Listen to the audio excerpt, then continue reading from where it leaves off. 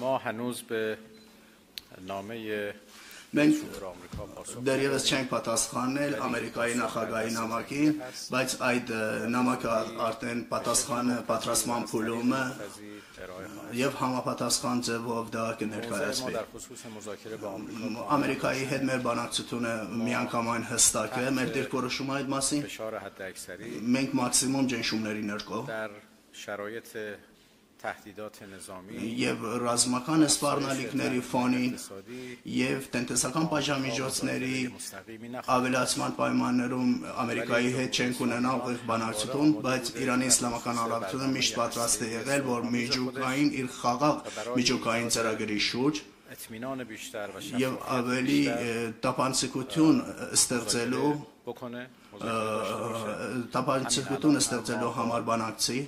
հենց հիմա էլ մենք եվրոպական 3 երկրների հետ եւ մյուս երկրների հետ, որոնք շահագրգռված են, մենք ունենք բանակցություններ եւ ընդհանուր